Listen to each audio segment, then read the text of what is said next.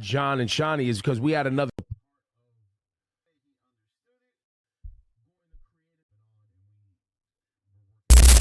Ebro and Rosenberg finally put it all on the table, calling out former co-hosts and breaking down the real reason those exits from Hot 97 went down. Yeah, listen to this. So Ebro rolls out his Patreon, and right out the gate, he starts explaining why he wanted a brand new studio, while also throwing some sharp commentary at ex-colleagues who suddenly got real friendly with the new morning show. Hold up. Morrow.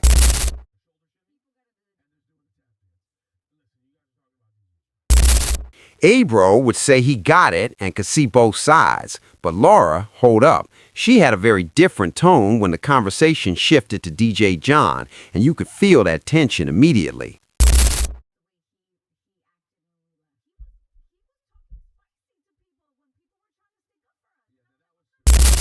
Now, DJ John used to be one of the co-hosts on the morning show, just to set the scene. I mean, obviously, he was the DJ, so his role was always visible and central.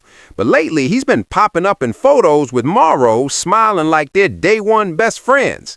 And listen, that clearly rubbed some people the wrong way.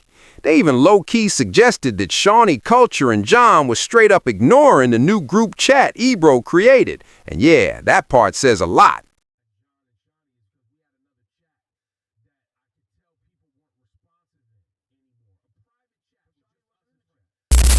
Now, from my perspective, that kind of points to Ebro quietly preparing his exit and possibly trying to pull some familiar Hot 97 faces into a brand new move. Hold up, maybe the assumption was that Shawnee Culture would slide over and link up with Ebro and Laura Rosenberg on something independent.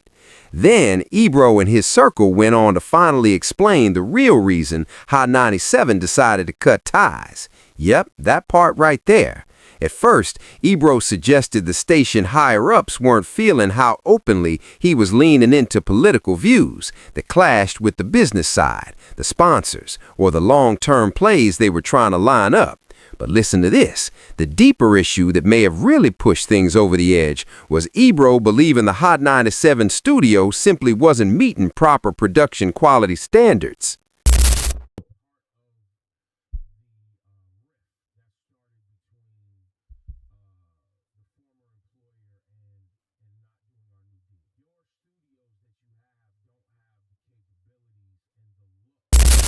After all that, Ebro decided to cook up a whole new content strategy, one that could stand on its own while still feeding material back to Hot 97. Listen to this. Smart move.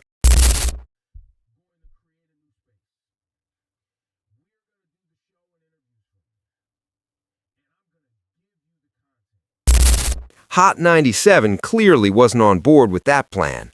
Hold up, let's zoom out for a sec. Let's check out Morrow's Hot 97 show and see if this vibe makes sense. If you watch their setup, you'll notice the camera work is kinda all over the place. On top of that, everyone's rocking Colts gear, which, girl, it's a lot. Hate to throw a 50 Cent versus Jim Jones comparison out there, but that studio straight up looks cold as ice, and honestly a bit rough around the edges. Now here's another piece of the puzzle in the tension between Hot 97 and the old Ebro morning crew.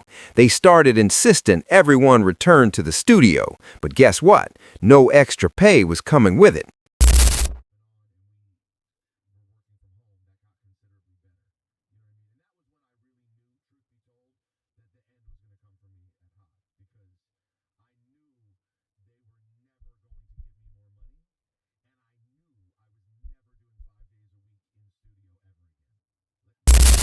Now, Rosenberg straight up said he just couldn't roll with that kind of setup.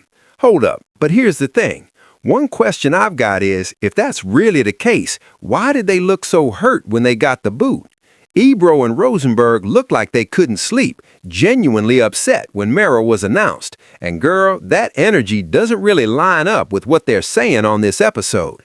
Ebro also mentioned that folks over at Apple would tell him the Hot 97 studio looked wild, and it was shocking to him how different it was compared to Apple. Like the gap between the two setups was insane. On top of that, both Ebro and Rosenberg expressed frustration that no one really gave them their flowers when their show ended, and that sting lingered.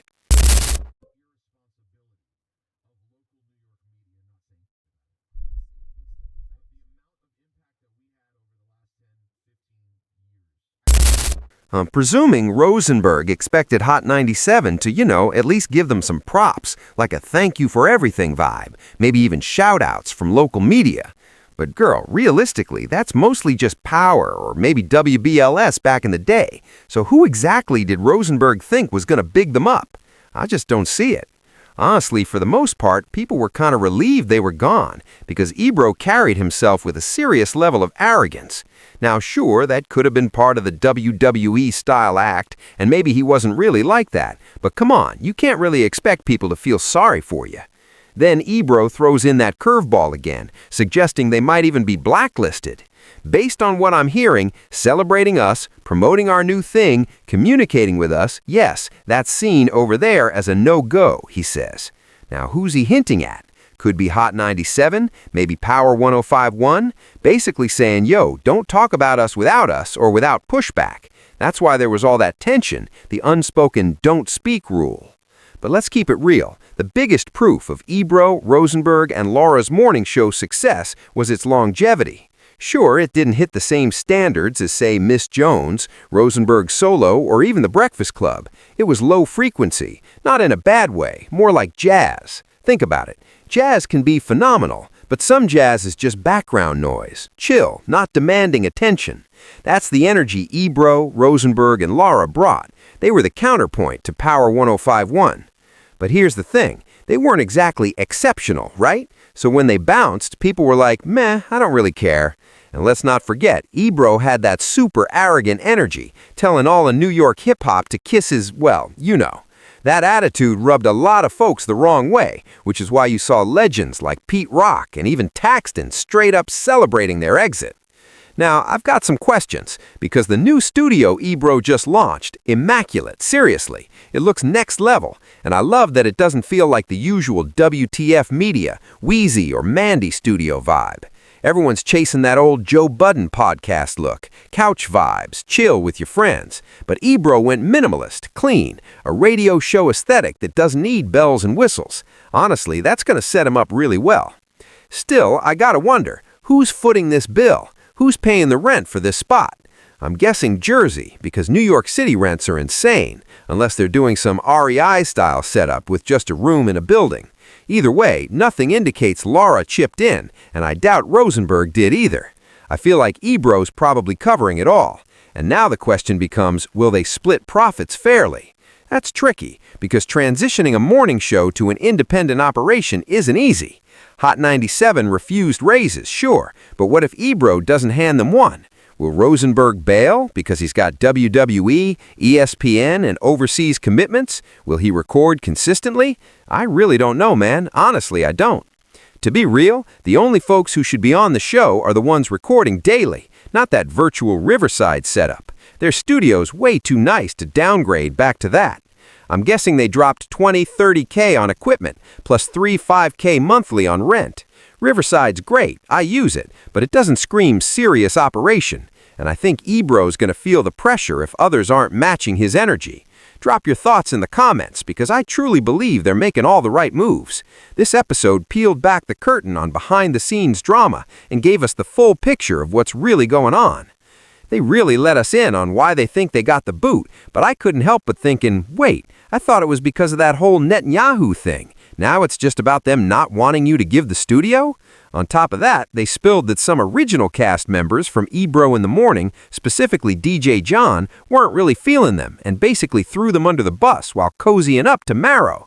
Alright fam, that's my breakdown for now. This came from their Patreon drop, which is $10 a month. And honestly, one thing I appreciated, it was short, crisp, only 52 minutes. It got straight to the point, unlike Joe Budden's 3-hour Patreon episodes that sometimes drag with low points. This one felt purposeful, and I think there's definitely a lane for that kind of content.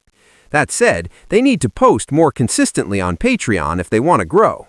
From what I saw, about 250 likes and 250 comments are on the page, so do the simple math. 250 times 10, that gives you a rough estimate of their revenue. And remember, a lot of subscribers don't engage, so there could easily be another 200 to 500 paying members lurking. Bottom line, they're off to a solid start, and it'll be interesting to see how this develops.